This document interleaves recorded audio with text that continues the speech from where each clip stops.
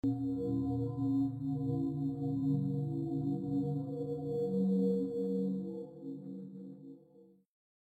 débute par petites touches, et vous pensez que vous devenez fou.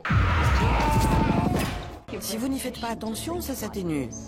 Mais plus vous en prenez acte, plus vous donnez du pouvoir à ces phénomènes.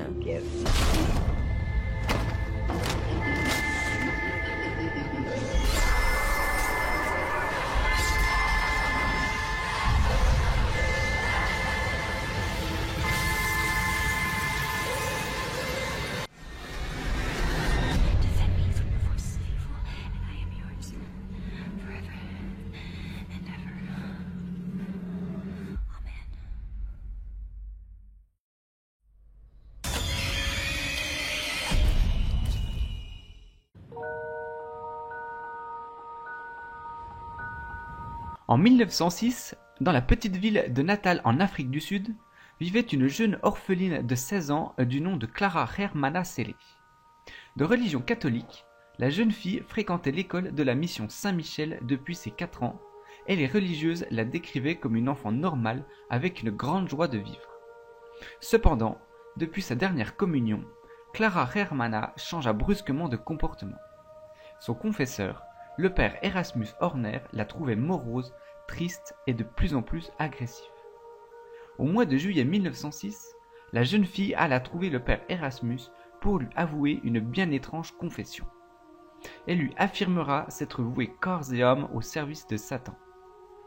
Pour lui prouver ses dires, elle remit au prêtre un morceau de papier qu'elle présenta comme le pacte qu'elle avait signé avec le diable. Puis, après cette étrange confession, Clara Hermana commença à avoir de terribles crises au cours desquelles elle criait, je cite, « Je suis perdue, j'ai fait une confession et une communion sacrilège, je dois me pendre car Satan m'appelle. » Les mois passèrent et l'état de Clara Hermana ne cessait de s'empirer. Selon les religieuses, la jeune fille déchirait ses vêtements, grinçait des dents et hurlait ou aboyait comme un chien. Le père Erasmus fut alors appelé et demanda à la possédée de se présenter. « Je suis Satan, lui rétorqua-t-elle, notre roi est Lucifer, son pouvoir est grand. » Tandis que les sœurs aspergeaient la jeune fille d'eau bénite, elle leur implora d'arrêter car le liquide lui brûlait entièrement le corps de l'intérieur. Par la suite, les manifestations du démon étaient de plus en plus fréquentes et les attaques que la jeune fille subissait l'épuisaient. Selon le compte-rendu d'une religieuse, Clara Hermana agressait souvent ses camarades et rentrait dans une rage effroyable dès qu'un objet béni se trouvait en sa présence. Dès qu'elle apercevait un quelconque signe religieux, elle semblait soudain être animée d'une force et d'une férocité extraordinaires. Lors de ces crises, les cris de la jeune fille étaient d'une telle bestialité sauvage qu'ils terrifiaient tous ceux qui l'entendaient. De nombreux témoins, dont son confesseur, rapportèrent que la jeune femme lévitait de façon régulière. Un jour, elle mordit violemment une sœur au bras et malgré tous les soins prodigués, cette blessure allait suinter d'un liquide purulent pendant plusieurs mois. De manière surprenante, la jeune fille développa un don de clairvoyance. Elle pouvait révéler les secrets et les plus intimes transgressions de personnes avec laquelle elle n'avait jamais eu de contact. Toujours selon le témoignage du père Erasmus, Clara Hermana pouvait comprendre et parler toutes les langues étrangères du monde entier. En septembre 1906, le père Mansuetti et le père Erasmus décidèrent de pratiquer un exorcisme sur la jeune fille.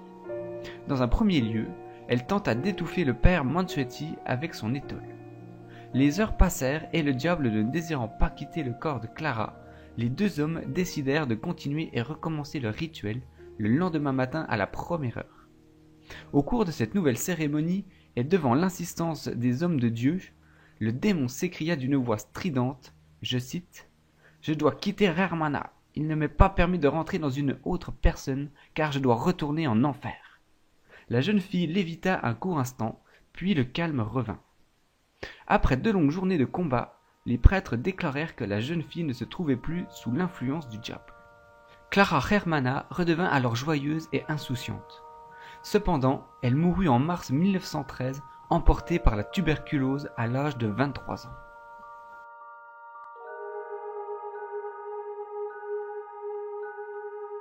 En novembre 2011, Latoya Ammons, une femme âgée de 32 ans, emménagea dans une maison située sur Carolina Street à Gary dans l'Indiana, avec ses 3 jeunes enfants âgés respectivement de 7, 9 et 12 ans, et de sa mère Rosa Campbell. Un mois après leur installation et malgré le froid de l'hiver, de grosses mouches noires apparurent soudainement sous leur véranda. Les 2 femmes tuèrent ces insectes, mais d'après elles, ces étranges mouches revenaient jour après jour. Par la suite, et ce tous les soirs après minuit, Latoya et sa mère entendaient le bruit de pas réguliers grimpant les escaliers de la cave, suivi d'un grincement de la porte qui menait du sous-sol à la cuisine. Quelques jours plus tard, à 3 heures du matin, la mère de Latoya se réveilla brusquement et aperçut la silhouette d'une mystérieuse forme humaine. Elle pensa avoir rêvé et se rendormit.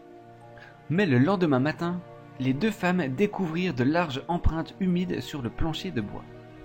Peu de temps après, tous les appareils électriques de la maison commencèrent à se détraquer. La télévision s'éteignait inexplicablement et les appels téléphoniques se coupaient sans aucune raison.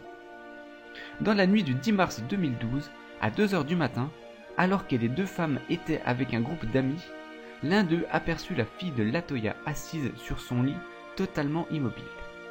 Elle avait le regard perdu dans le vide et semblait regarder quelque chose au loin. Quand la mère de famille arriva dans la chambre, la petite fille se mit à éructer, puis à pleurer en expliquant que quelque chose était en train de l'étrangler. Latoya, pris de panique, emmena sa fille dans une autre chambre.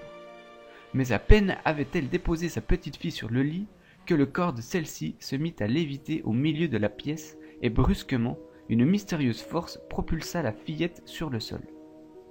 Puis, au cours d'un week-end, le plus jeune des garçons qui se trouvait dans la salle de bain fut soudainement éjecté de la pièce. Alors que l'enfant se tordait de douleur, il l'appela sa grand-mère. Selon le témoignage de Rosa, le ventre du petit enfant faisait des mouvements étranges, rentrant et sortant, et quelque chose tirait sur tous ses membres. Toujours selon le témoignage de Rosa, elle regarda son petit-fils se soulever dans les airs et être projeté contre le mur. Les 2 femmes décidèrent de faire appel à un de leurs amis médiums.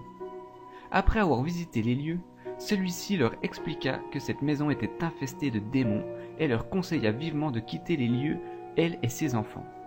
Chose que Latoya ne pouvait malheureusement pas faire. Toutefois, Latoya et sa mère participèrent à une cérémonie pour faire partir tous ces démons de leur demeure, mais sans aucune réussite. Bien au contraire, cela empira et les démons semblaient gagner en puissance. Les semaines passèrent et ces 2 petits garçons tombèrent soudainement malades. Ils n'arrivaient plus à dormir et n'avaient plus d'énergie. Elle se rendit chez son médecin de famille avec ses 3 enfants, et une fois arrivés sur place, les 2 garçons s'évanouirent tous les 2 inexplicablement.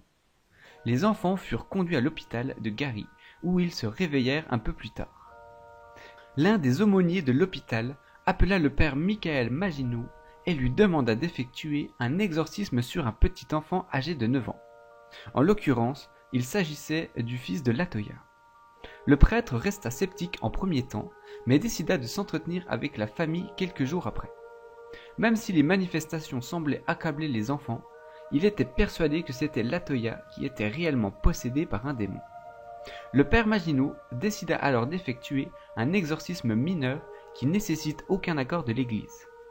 Il commença par bénir intensément toute la maison de Carolina Street pour en chasser les mauvais esprits et par la suite, il effectua son exorcisme sur Latoya avec des prières visant à chasser le démon.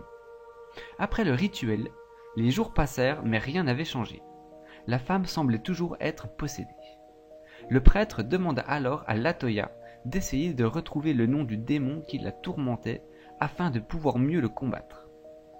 Après quelques recherches, elle associa le nom de Belzébuth face à ce démon. Entre-temps, le père Maginot réussit à avoir l'accord de l'église pour pouvoir effectuer un rituel qui consiste en une célébration liturgique qui est réputé plus puissant car il possède le soutien de l'église. Au cours de cet exorcisme, Latoya s'efforça de prier avec le prêtre, mais elle expliquera par la suite que cela était trop douloureux. Elle avait senti quelque chose en elle ne désirant pas partir et qui essayait de lui faire du mal. Brusquement, elle se mit à convulser puis elle s'est endormie. Après la cérémonie, le prêtre Maginot, qui pensait que la femme était toujours possédée, lui donna un rosaire. Les jours passèrent et Latoya était définitivement délivrée du mal. Après cette terrifiante expérience, la famille Emmons quitteront cette effroyable maison et habiteront toujours dans la même ville, mais sans plus aucune entité pour les tourmenter. Par la suite, la maison fut rachetée pour une célèbre émission de télévision américaine dédiée au paranormal pour la modique somme de 35 000 $. Encore de nos jours, cette mystérieuse et terrifiante maison reste un portail vers l'enfer pour une grande majorité de personnes connaissant son histoire.